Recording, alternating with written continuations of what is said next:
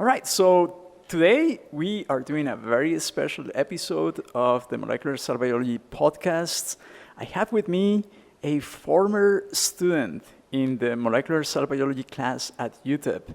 She took my class back in fall of 2021. So it's been a while. It's been a while. So it's been a little over a year now. Well, about a year. So this is fall 2022. And okay, so I'm going to allow her to introduce herself. So go ahead and tell us your name. My name is Iveth Munoz. I'm currently a tutor. I like the class so much that I became a tutor. This is actually my first semester doing this, so I'm really excited and I'm learning a lot of things. Okay, so how long have you been tutoring for the class so far, Iveth? It's been a month. A month. So that means that the students have already probably gone through the first exam. Am I right? Yes, they've gone through the first exam. Okay, so you already kind of led them through the first big hurdle of the entire semester. So the big wall that they have to face and they have to climb over. So, okay, we are going to get back to that in a few seconds. But I want to start by asking you, what is it that you want to become when you grow up? What's your career path? I'm just curious before getting into what you're doing right now. So, I would like to become a researcher. Right now, I'm really interested in immunology. I mean, that can change, right? But as of right now, I really want to become a researcher. And okay, compared to other people who take the molecular cell biology class at UTEP, do you think that your career choice kind of reflects the majority of the students, or do you think that that's something that is very specific of you and that the vast majority of students don't want to anything related to research ever? Something that I hear a lot about people also taking the class is that they want to go into the pre-med track or the pre-dental or pre-vet. Mostly what I hear is pre-meds. So it's mostly the professional health-related degrees. Right? Mm-hmm. Yes. Okay. So any wild guess in terms of like what percentage of the student population want to follow a track that is similar to what you are aiming to, Iveth?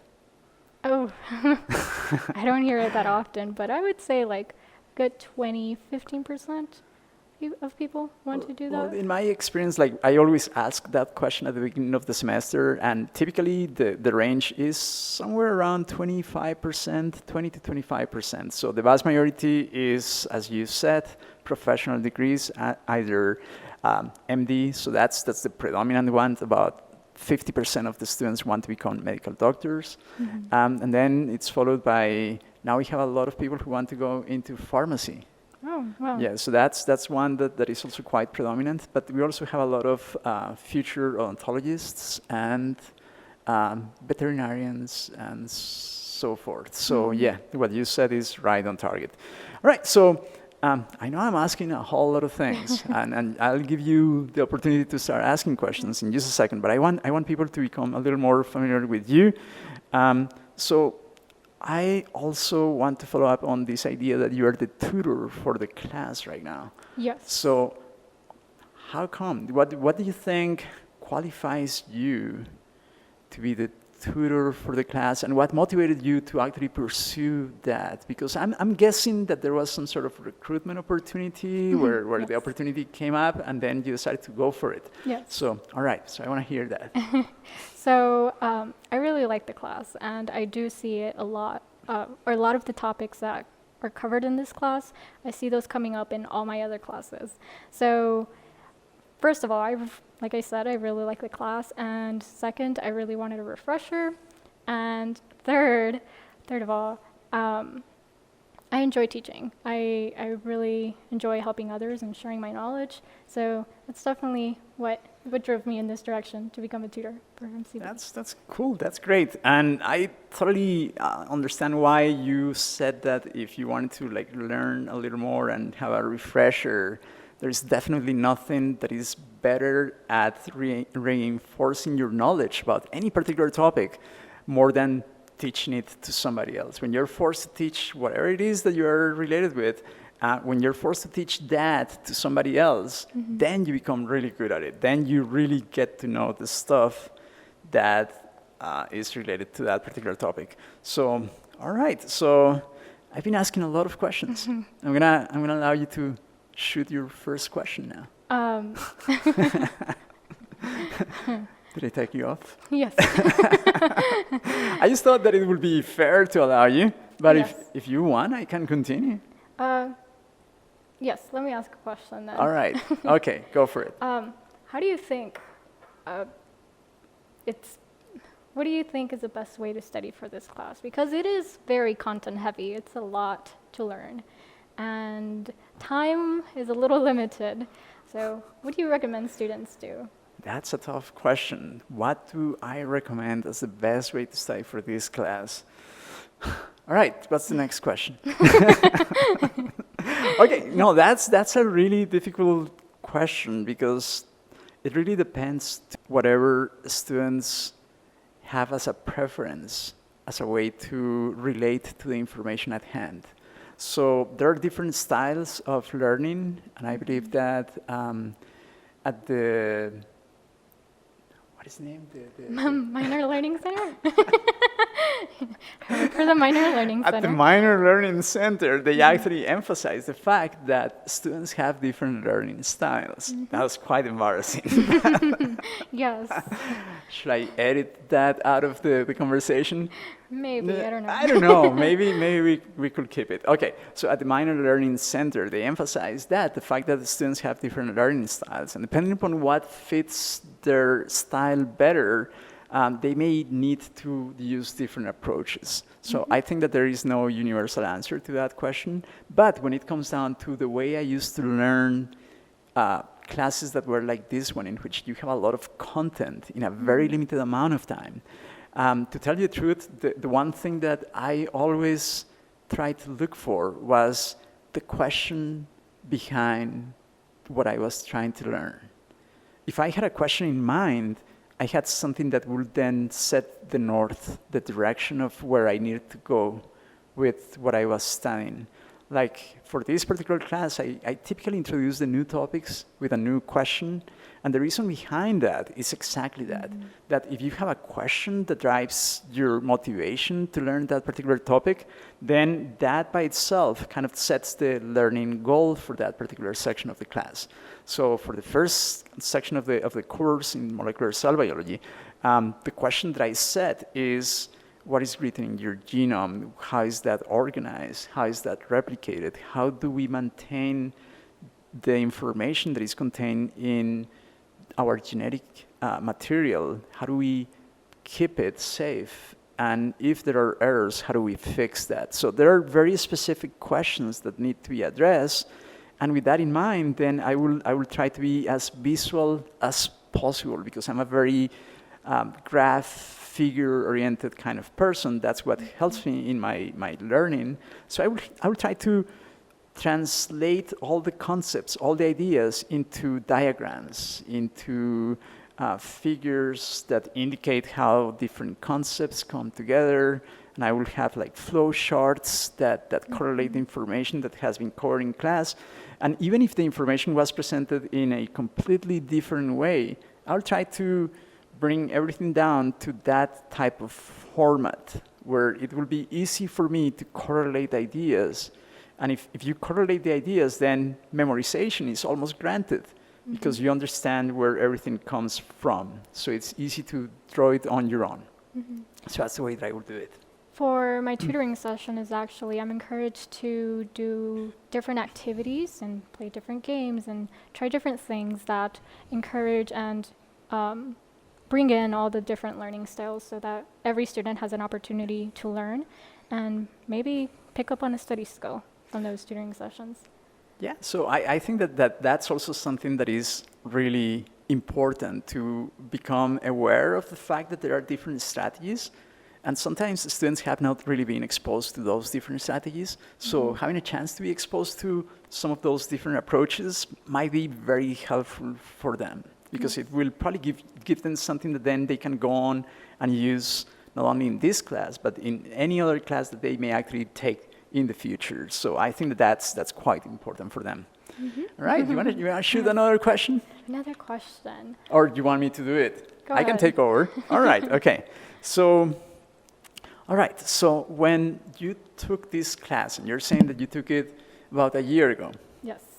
So a year ago, that was fall 2021, we were actually going through a historical moment that I believe we all remember quite well. Well, I think that we are all trying to forget about it, but the truth is, chances are it'll be set in our brains for a long time.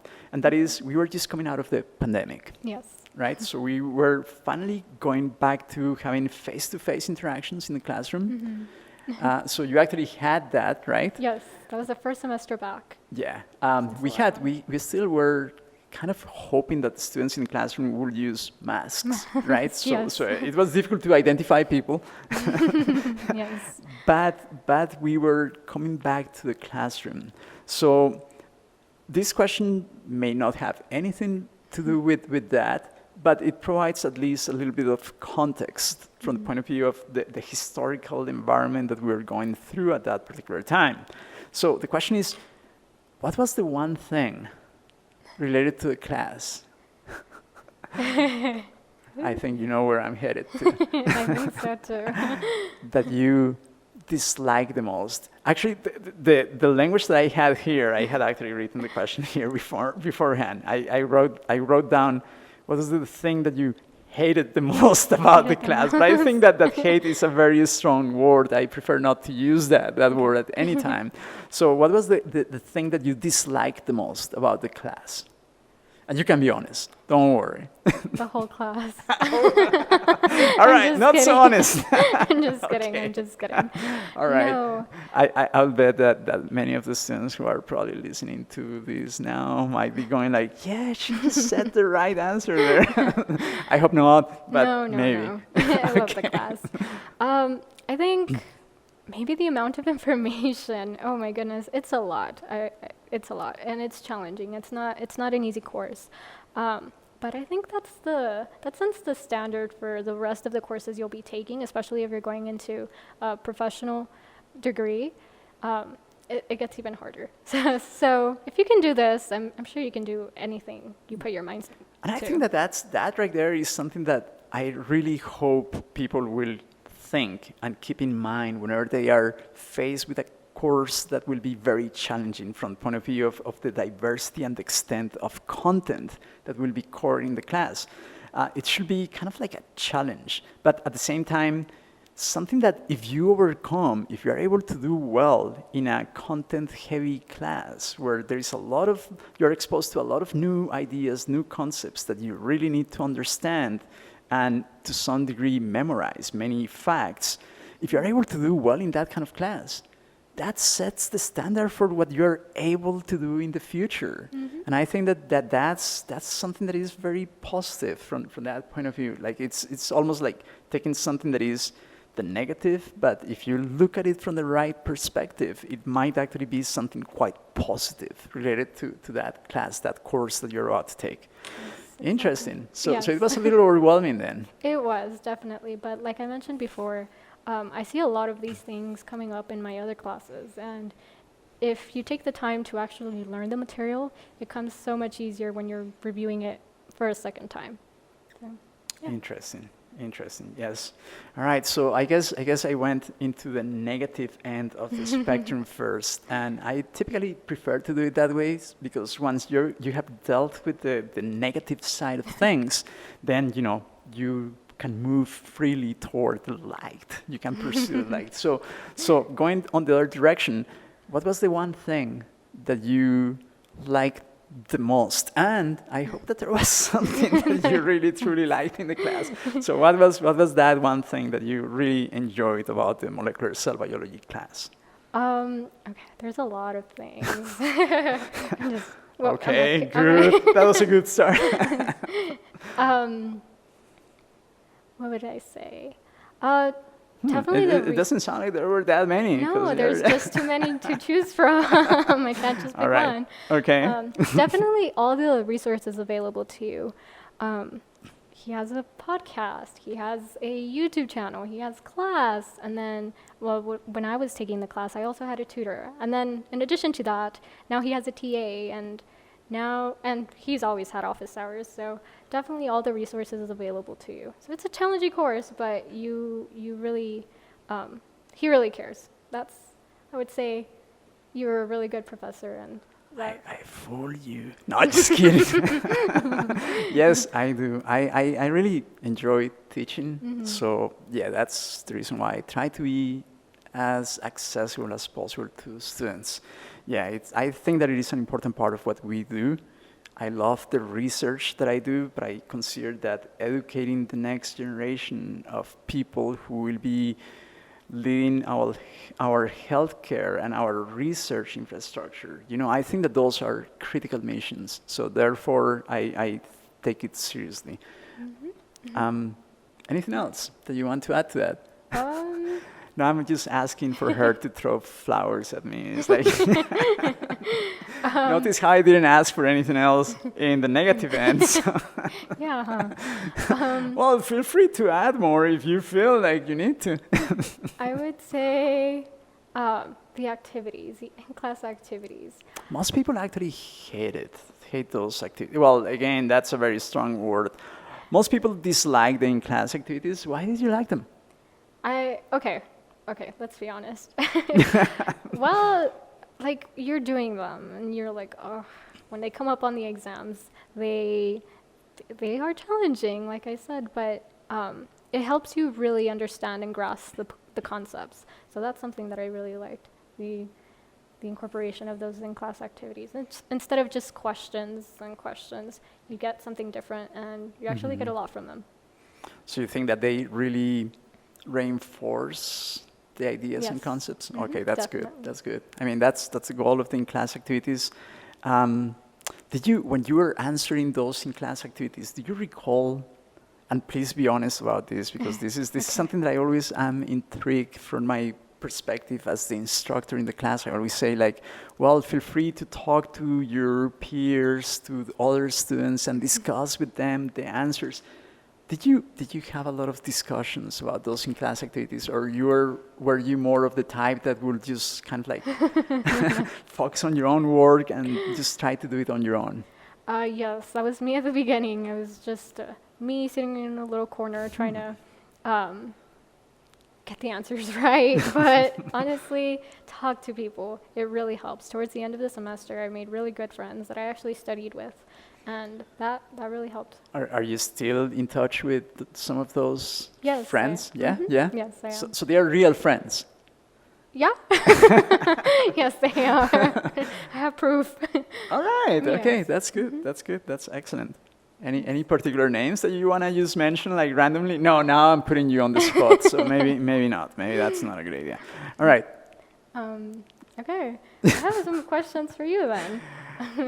I guess that's what happens when I put people on the spot. They answer like that. Okay, all right. So, shoot, go ahead. So something that I thought to myself when I was taking the class, and still questions that I get as a tutor now, is how do I prepare for the exams? Like, what do I study?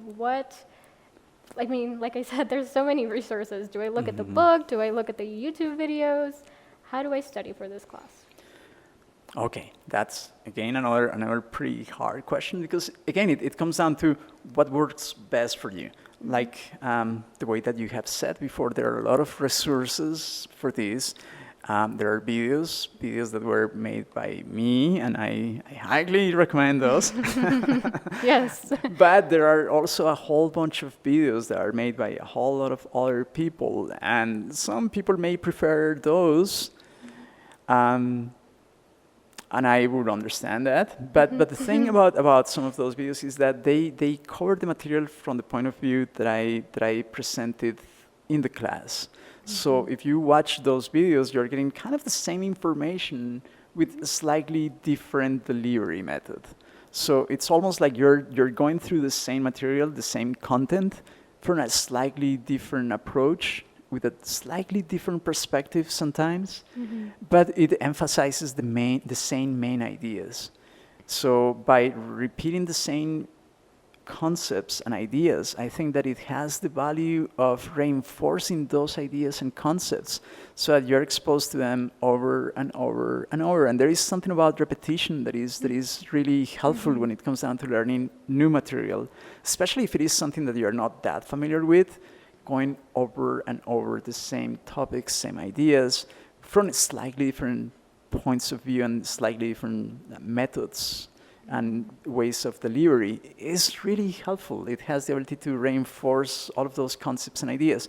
So I know from my own experience that when I want to learn something about a new topic that I have not been exposed to in the past, one thing that works a lot for me is listening. So listening to podcasts is really helpful for me, especially because podcasts have that ability to engage only your auditory system. So you don't have to be looking at anything. You can just be listening.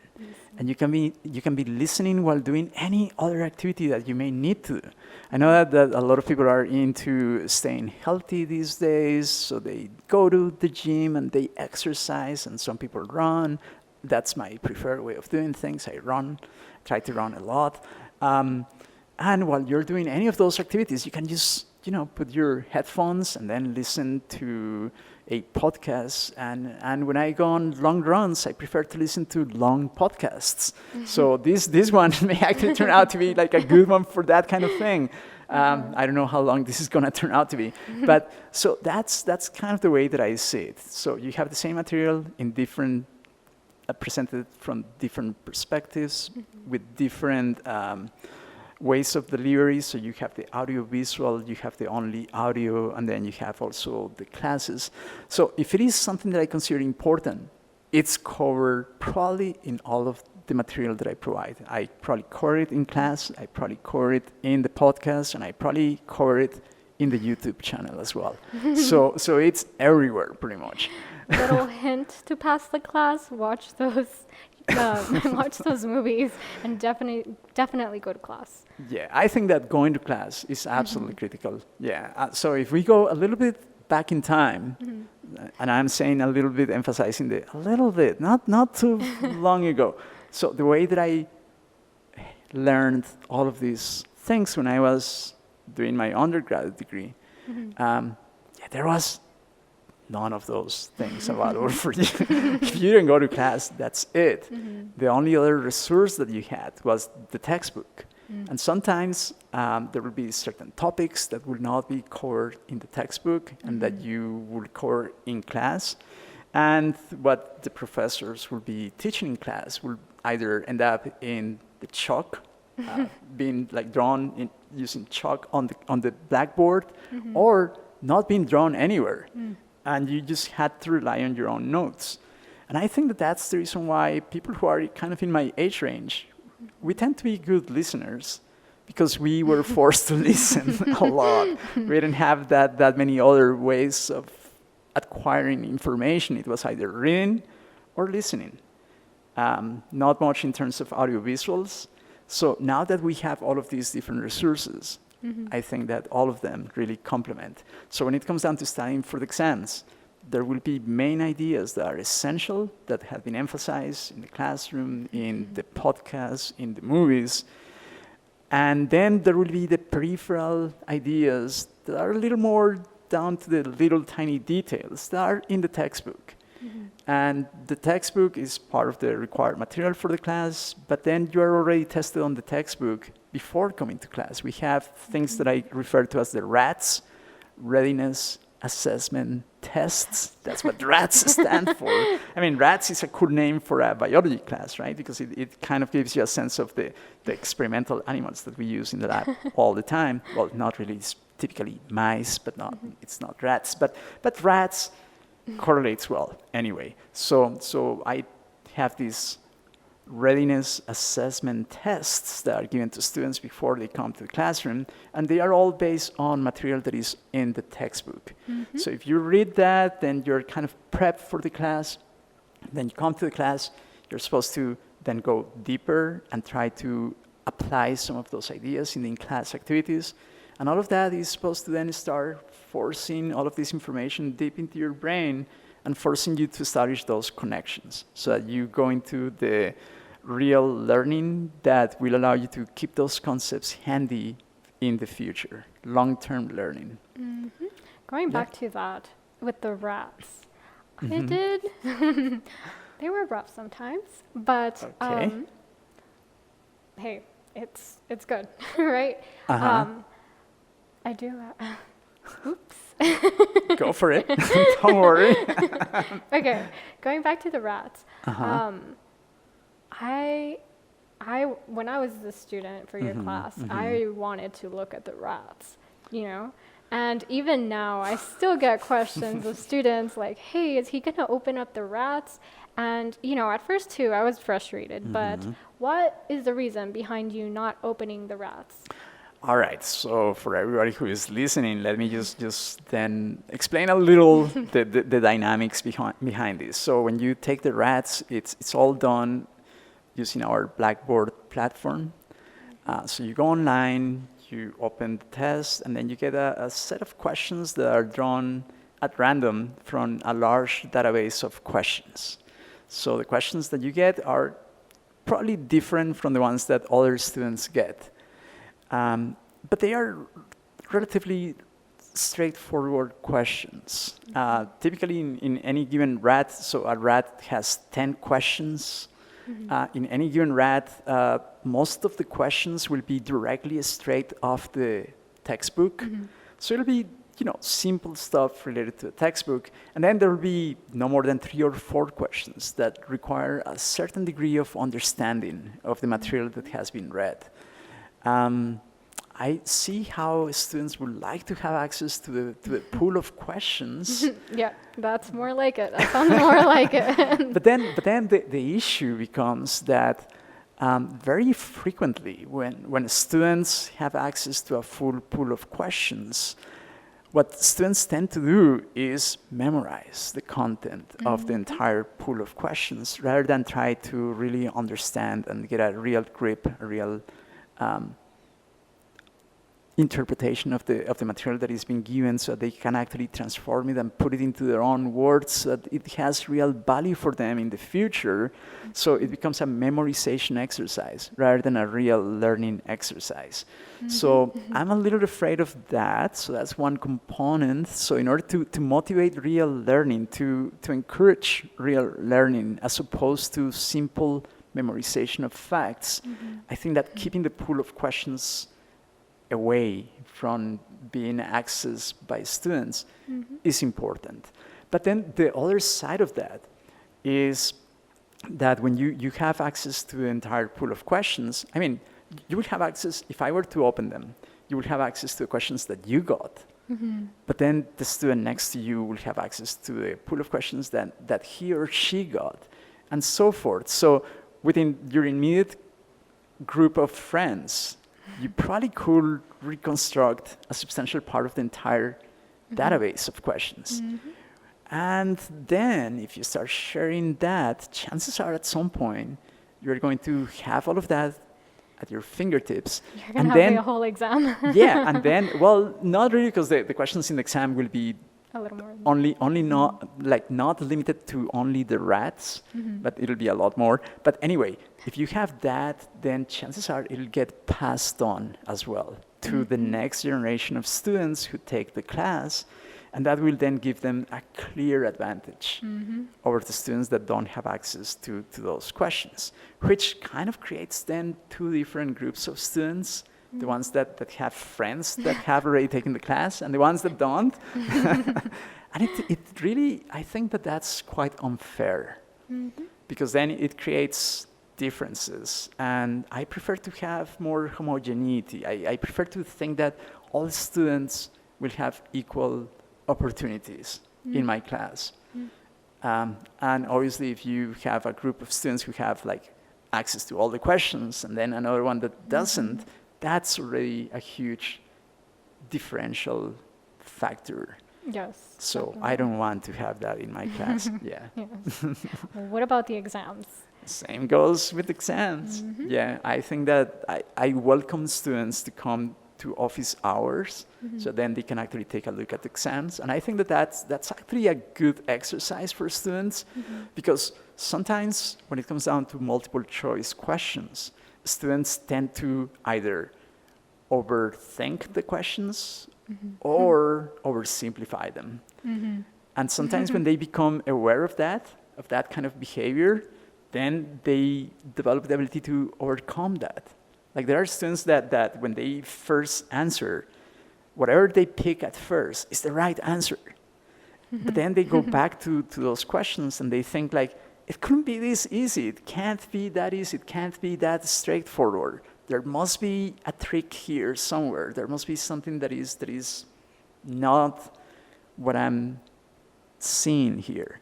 And then they go back and they try to find something that will allow them to pick something else, and then they end up choosing the wrong answer when at first they had chosen the right answer. It's happened too many times. Yes. So when they come then to office hours and they go through the exam, they get to see if they are exhibiting one of those behaviors that end up affecting them in terms of like changing their answers. Or the other thing that is very common is when they read something and they think that they are reading something that they have seen in the past. Because some of the questions, they read very similar to questions that they had in the RATs before, or they read very similar to questions that we had in the in-class activities. But then there are words that have changed. And when you change words, you change the meaning of the sentence. So it might be something similar to something that they have already seen, but if they don't read the question carefully, then they end up choosing the wrong answer. And so all of those patterns of behavior, of how they are approaching exams, is valuable for them to be able to have the time to get exposed to that, so that they can actually identify those patterns of behaviors, so that then they can correct them in future exams. And I think that that's one of the most useful things that they can do to improve how they take multiple choice exams. And I think that goes back to not memorizing the RATs. It doesn't benefit you in any way, and it'll probably screw you over in the exams. Right? So try to understand them, because you're only hurting yourself. Which also leads to something else. Like if you want to do really well in any exam, in any class, you need a functional brain, right? That's kind of like the minimal requirement, which implies you need to have sufficient sleep time before the exams. You want to be taking exams on a rested brain, not a brain that is exhausted, because your ability to read, to understand what you are being exposed to, is dramatically affected by the lack of sleep. And this is something that I cannot emphasize enough, because it's never said enough. So I just want to say it one more time: sleep well before you take any exam. From experience as well. Please sleep well. There is only one kind of thing that I think benefits from lack of sleep. What is it? You know what that is? No. What is it? This is going to sound probably weird, but I think it is true. Creative work. Creative work. What do you mean? When you need to create something new, when you need to come out with new ideas.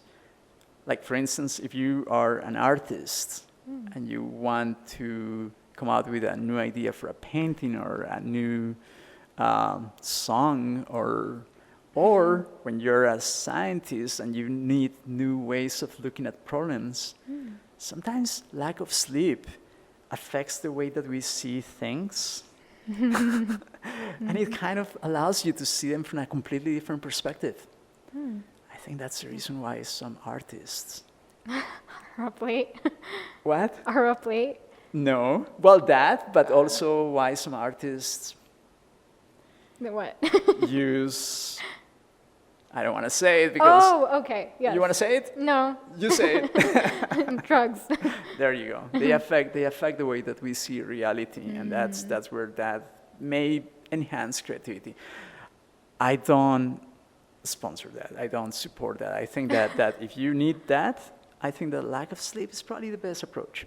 Yeah, definitely. Don't do drugs. Don't do drugs. I don't think there is any value on doing that. And if you have the type of personality or physiology that is very likely to end up developing addictions, that's the worst thing that you can do. Definitely. Ever. So, yeah. All right. How did we end up talking about this? That's weird. I know. Okay. All right. That was my fault, right? Okay. Anyway, you have more questions? Not right now. Not right now? No. Maybe it's a good time for me to shoot back at you? Yes. Okay. So, all right. So I've been talking about my perspective as the instructor, but it can be very different from somebody who actually took the class already, right? So, all right. So thinking in terms of what you did and didn't do when you were taking the class, Okay. is there something that you wish you had done different? Definitely not leave studying till the last minute. That will ruin your grade, and it will stress you out, and it's not a good mix. Definitely don't leave it studying till last minute. I wish I would have spread it out throughout. Yes. 100% don't recommend. How many times did it happen to you? I don't know. Am I allowed to say? Yeah, sure, of I'm just course. kidding. Probably like the whole semester, honestly, yes. You felt like you were always behind? Yes, Yeah. yes. Ooh, okay, yeah. But you did fairly well, though. Yeah. I mean, you wouldn't be the tutor if you had not done well in the class. No, I got a C. Like, Okay, students, now you know who your tutor is. I'm just kidding, I got an A. All right, yeah, I know that. That was required, so yes, okay. So, and how do you achieve that? Like not leaving things for the end? I don't know about you, but this is about to be a confession that I'm about to make. I very frequently end up feeling that when I have plenty of time for certain things, I don't use time the best way.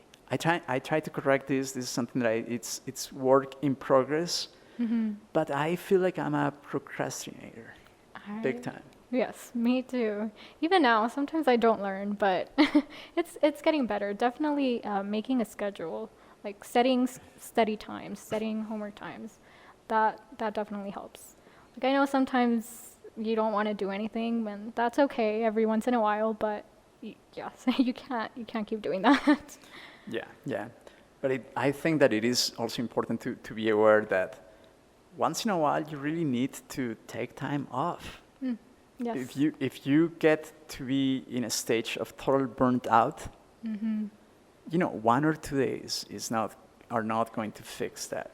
If you're totally burnt out, you will suffer. You will need a longer recovery time. And I think that was something that at least me personally, I felt like I experienced that during the pandemic. During the pandemic. Yeah, there were times when I just felt like I was not doing enough, and then I pushed myself to a whole lot of things, and I ended up regretting it because I felt like I burned myself out. Wow. For me, during the pandemic, I felt like I had so much time, and that was not a good mix. I would leave everything till last minute because I had so much time. It was the opposite for me. So now that we touch base on that again, do you think that there is something in you that changed the way you approach studying during the pandemic? Is there something that was like changed dramatically, substantially in the way that you approach classes that now you feel that you're having to compensate now that we are going back, well, we are fully back to face-to-face. By the way, it's important to also make this historical reference. Our president, our current president said yesterday, that we are now officially past pandemic time. The WHO, the World Health Organization, is not agreeing with that, but at least as it goes from the perspective of the US, and I think that this is probably true for the vast majority of people here in the United States. The pandemic is now in our past. Yes, looking around, no one wears masks You don't anymore. see masks around. We don't use them in the classroom anymore.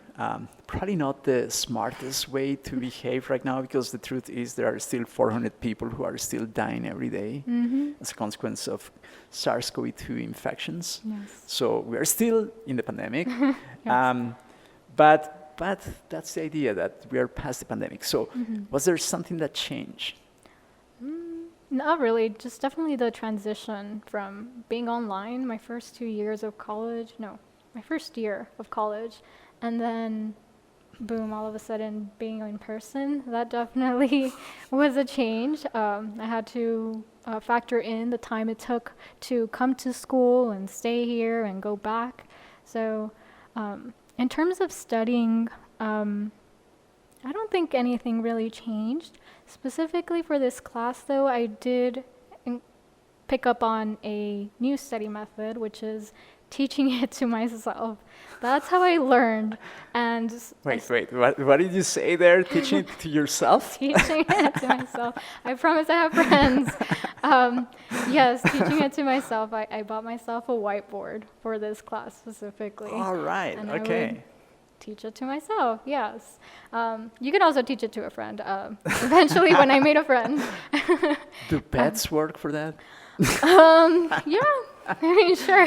You can actually force them to stay paying attention to you more than a few seconds. Yeah, no, never mind. That doesn't work. But yeah, that's definitely something that changed when I took the class. Actually, I have heard from students who have young children that sometimes they actually try to teach their children how some of these things work.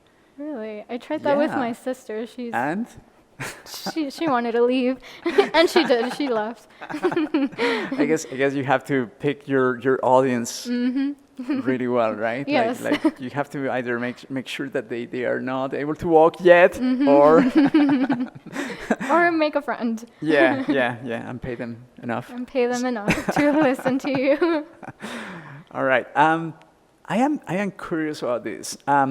One of the ideas that I had when I started creating the YouTube channel and the podcast was that perhaps the audience was not going to be limited to students who are taking the class or to people who are actually exposed to completely different areas of knowledge. People who are having a major in, I don't know, literature or history or engineering.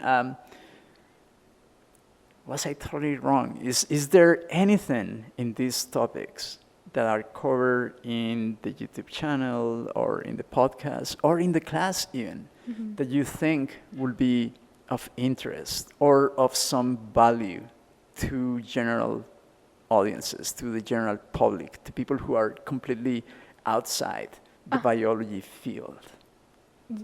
Any value to that? I think so, definitely. I know a lot of people that venture out into different areas, and I mean, definitely, I think so. What would you say to attract people from other fields? Like listen, like imagine that there are some people out there that by mistake they activated this this particular podcast and they just landed on this section right now. What would you tell them to motivate them to listen to this podcast, to the other episodes, or to watch the YouTube channel? What will you tell them? What is there in this material, in these topics, that you think will be of value for them? Knowledge is everything. Knowledge is everything. The more you know, I mean, we all have different interests. The more you know, the better. I mean, for you, and I don't know, maybe you will change career paths. I don't know. Hopefully. Have you ever thought of that? No. Okay. Actually, now that I think about it, Huh. At one point I did. What were you considering? Cybersecurity. Wow. Yes. Okay. How come?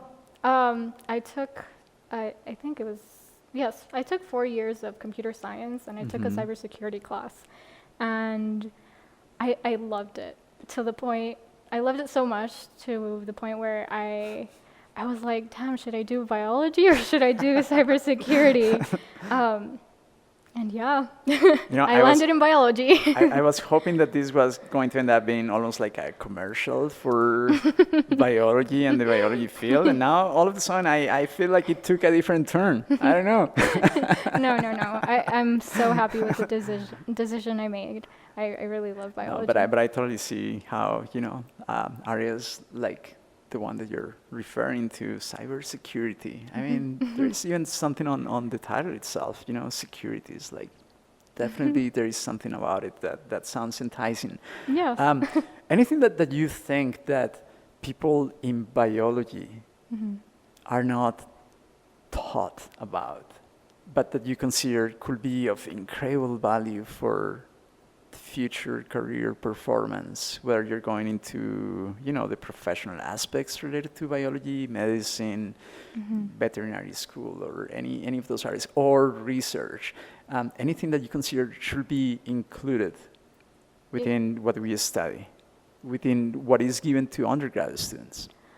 I would say having confidence in yourself. Maybe that's not something that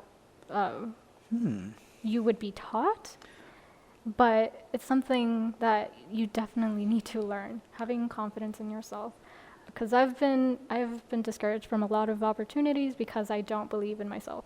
I don't believe I'm capable of doing things when in reality... You obviously are. Yeah. Yes. You obviously are very capable of doing anything that you set your eyes into. So, yeah. That's something that I wonder very often. Do you think that the educational process that we follow is one that builds confidence, or do you think that that's the complete opposite, that the way that we teach things, the way that we basically expose people to our educational system, and I'm thinking, all the way through high school, through the bachelor's degree, do you think that it is a confidence building process, or do you think that it's actually the complete opposite? It's something that takes away your confidence and breaks you down? I think I've heard a lot of stories about teachers and peers and just people around you that put you down in that aspect. Like you did bad on a test, you're not as good as them, or stuff like that. Even just looking at your GPA, sometimes you base yourself off of that number, and I don't think that's the right way to look at that. I completely agree with that. I don't think that numbers define us, and that's something that is done at all levels. I think that when it comes down to the way that we are judged from the perspective of society, your success in life is very frequently judged by how much you have, which is in the end a number, right? A number, the yes. car that you drive, the house that you live in, that's all a reflection of how much money you have. And that's frequently taken as a reflection of your success in life. And I think that that's completely wrong. Just like getting a C in a test doesn't mean that you're dumb or less than anybody else. It just means that you probably need to prepare yourself better, get ready in a way that is more reflective of the way you learn and what you want to learn. Definitely. You should always take those experiences as, okay, I did this wrong, how can I fix it? How can I be better? That's always how you should take life. How do I become better? Yeah. How do we fix this? How do we fix this? So I like the idea of a class that is like aimed at building confidence in you. But I'm afraid that whenever you have a class, you always think of like, okay, how are you going to assess progress in that class? Which comes down to assessment equals grading students, equals going back to the same issue potentially, right? Yes. So any wild ideas? And now notice how we have deviated drastically from the main topic. Right now we are talking about something completely different, but it's still related to education and learning, which is part of all of this. So any ideas, any wild ideas of something that could be done to build confidence in people? Build confidence. I mean, really, in the end, that should be part of what education is all about. Allowing you to explore different things, become a little more aware of what your qualities and talents are, so then you can explode those talents and make them grow and use them toward the benefit of society at large, not just your personal benefit, but also the society as a whole, which is also something that I think is also missing in the whole process. We need to emphasize a little more how we are members of society and how becoming rich or being successful as judged by society is not really it. It's a lot more important to provide an important function to society, something that will be of use for everybody else. So how do we fix that? I think it's important to remember that you contribute, everyone contributes different things. You might have something you're great at, but that same thing must be something that someone else is not that good at. And that's the importance of understanding that everyone brings something to the table. So I think a lot of confidence can come from that, right? Not everyone is going to be good at everything, and that's completely fine. And I don't think anyone is, right? So yeah, completely agree with this. I actually really love that idea. Yeah, we all bring something different to the table. We all have our own abilities. And the things that make us different are the ones that actually allow us to contribute in a different way to society. And bringing confidence, building confidence is all about recognizing our qualities and working on them and making the best use of them. So how do we fix that from the point of view of society? Maybe one starting point would be probably trying to de-emphasize the relevance of money in the whole process. I don't know, but I really, this is something that is completely out of my area of expertise, and I don't want to even claim that I have any level of knowledge on how to achieve that. But I know that it's something that needs to be spoken more frequently. definitely, yes. Yeah. All right, is there anything else that maybe we should touch base before saying goodbye to everybody? I don't know. Do you have any questions? I think that I'm running out of material here. Do you Yes, have anyone that you still want to? Okay, I guess the one last question that I have for you, it's not really a question for you, but it is, when it comes down to the students, I know that you're exposed to the students here and there, and now that you're the tutor, you're probably at the receiving end of a lot of information from them.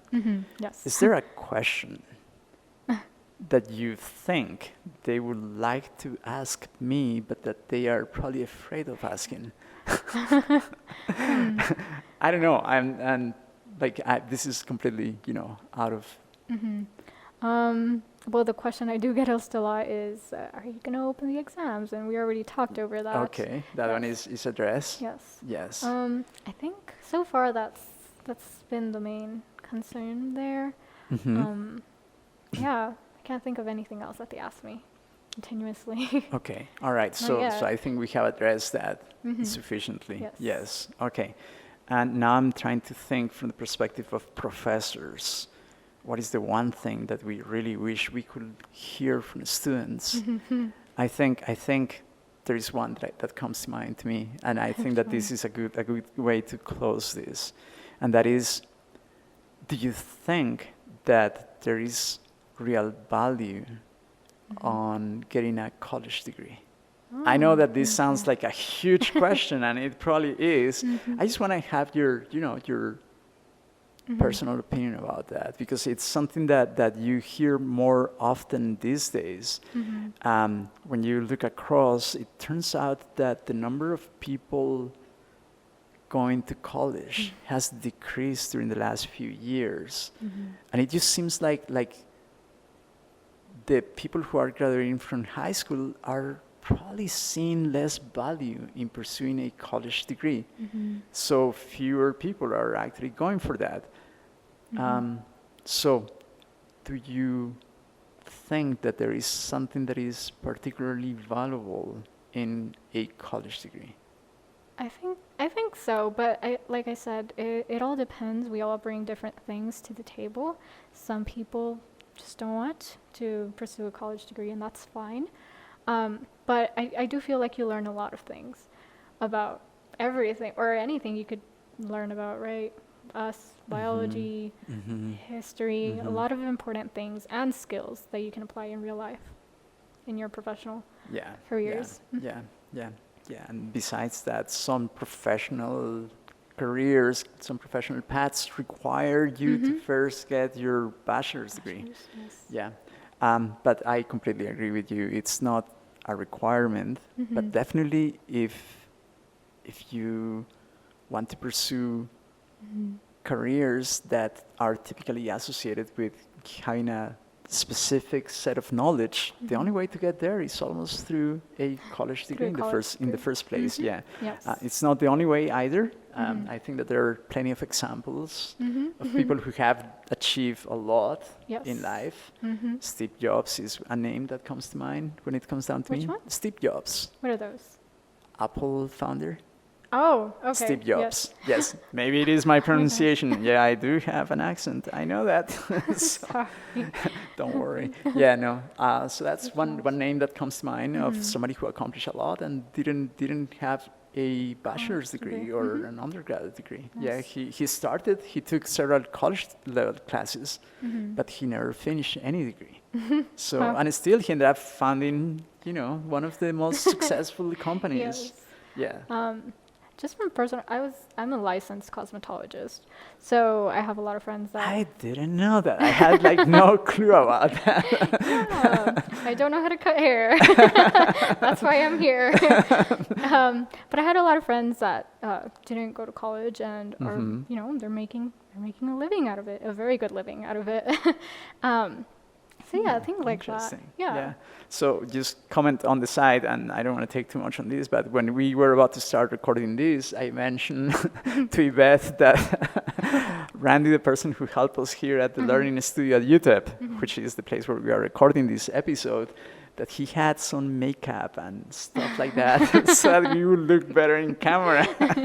And Iveth actually believed me. So. I did. I can't tell when he's joking. Is the whole course a joke? No. No. I just try to not take life too seriously. Yeah. Keep the fun at hand. I think that that's important. Definitely.